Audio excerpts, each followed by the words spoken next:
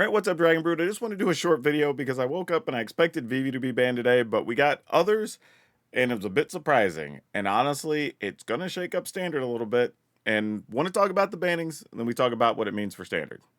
So let's just start here, right? We all assumed Vivi was going to be banned. Possibly Soul Cauldron would get banned. But the fact that they got Vivi, Screaming Nemesis, and Prophesidic Memory, very interesting. What this says is, one, we all knew Vivi was a problem. We've seen the different deck results after seeing, half of the top 16 or top 32s being the Vivi Cauldron deck. Not a surprise. But I think the concern when you look at Screaming Nemesis was WotC's way of saying, hey, if we end up in a situation where we get rid of the Vivi decks and everybody already is playing mono red because it was targeting the Vivi decks, that's going to be the next big problem. And Prophesidic Memory was showing up in several decks that even were red blue, but getting rid of Vivi just to be able to try to kill you faster with that, or with flyers, or a bunch of different ways to draw and discard. So it's very interesting that they chose these three. And I don't think it's necessarily wrong. I'm just a bit surprised. But let's go ahead and go through the other bannings real quick, and then let's read their explanations as to why. So in Pioneer, randomly, Heartfire Hero became a thing. I haven't been following Pioneer the last couple months, so don't know about that. Entomb and Nadu banned in Legacy. Nadu continues to be a problem, not a surprise. Pauper was pretty cool to see that High Tide ended up banned, and I saw they wrote a whole article about that, so if you play Pauper, you should look that up.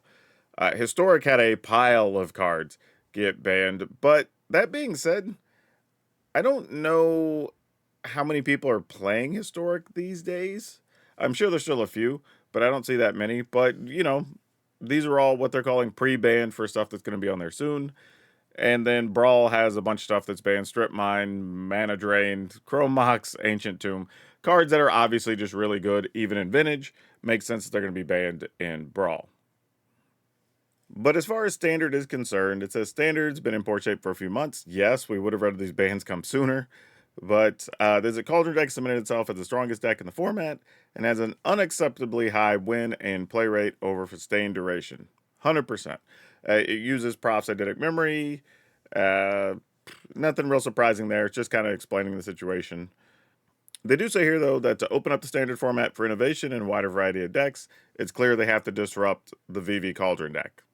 They do make an interesting comparison here between Prophesidic Memory and Up the Beanstalk, which I hadn't really considered those being similar because there's lots of easy continued value from Prophesidic Memory, but over time, because of the cards that have come out and the way the decks have been built, Prophesidic Memory has actually turned out to be probably stronger than Up the Beanstalk, which is kind of an interesting thought to have.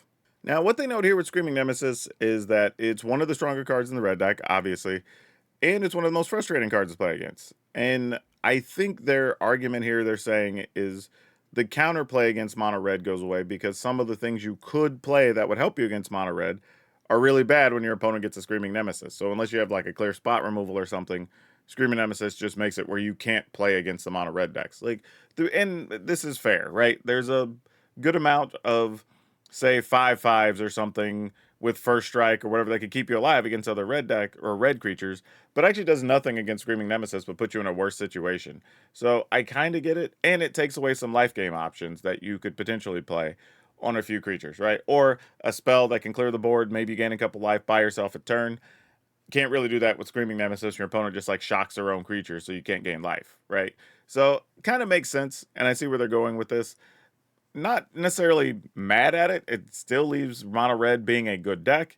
It just takes away the thing that was kind of stifling the format from a mid-range perspective. But we'll talk about that more here in a second.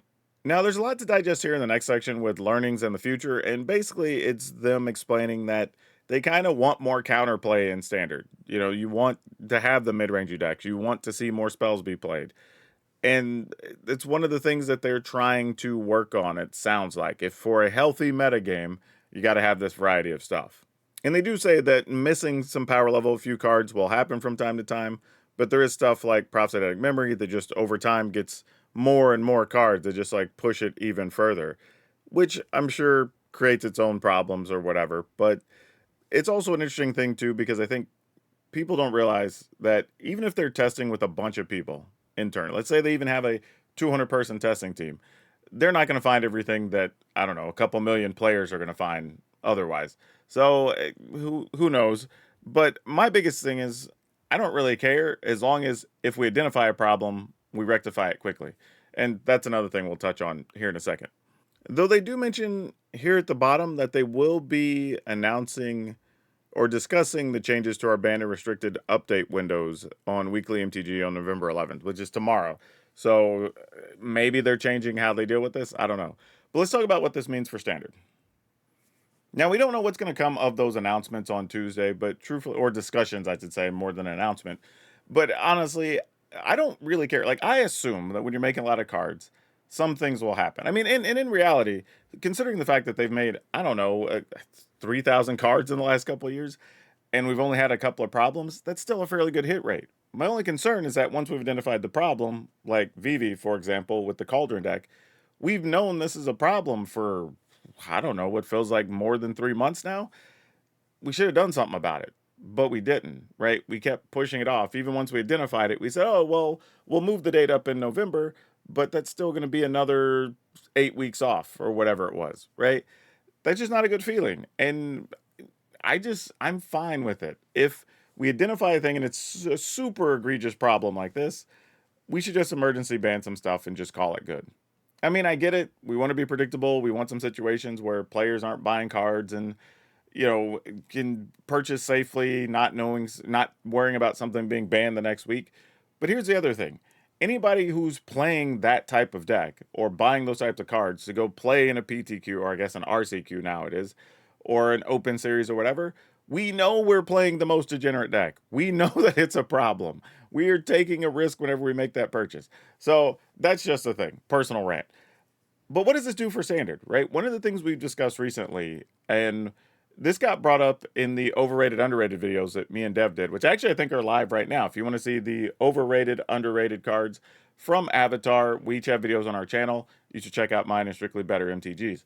But one of the things we did discuss in those videos is that it's kind of a little tough to evaluate a few cards right now because mid-rangey decks are kind of pushed out of the format a little bit, right? You have the super serious control in Azorius, Jeskai, whatever. And then you have like the one mid-rangey kind of deck, which is Dimir mid-range, which is bordering on being an aggressive deck, but still a mid-range deck. And then everything else, right? Your mono reds, the mono blacks, the, I guess, red splashing green that we're calling Gruul or whatever, mono green aggro. Like, but there's nothing really in the middle of that pile. Not consistently, anyway, at the top levels. Different if you're playing on the ladder. So I think this does open that up because now your deck building doesn't have to be so restrictive to worry about dying to Vivi, right? Where you have to both have graveyard removal and have ways to kill creatures on site at the same time in some cases. But also now you can play a few mid-rangey bigger creatures that can give you some game against a few of the other aggro decks and not worry about dying to a screaming nemesis. So that's actually kind of cool as well.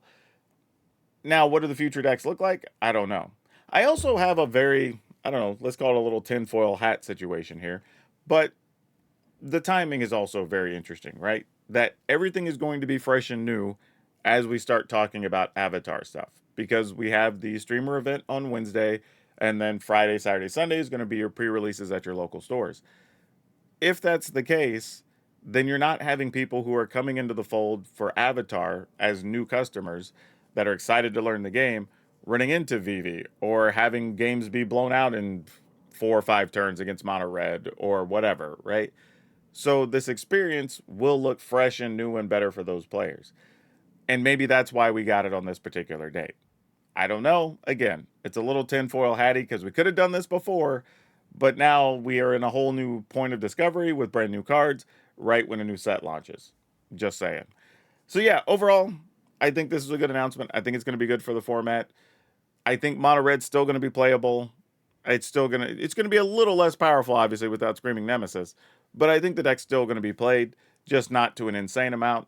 I think mid-range gets a bit of a boost. I think the Izzet decks can still be played, especially if you're still talking about going back to the Oculus versions and things like that. Just not going to be able to play Prosthetic Memory and Vivi now. Cauldron, there's still some things you could do with that, but I think they're okay with Cauldron things existing as long as they're just not insane, take 15 actions in a turn combo-y stuff like Vivi. So, yeah, overall, I think this was pretty good. I think it's going to be good for standard. A little bit surprising, honestly. I wouldn't expected all this, but y'all let me know how you feel. Are you excited about these? Are you happy they finally did something about it? Does it make you feel better about standard?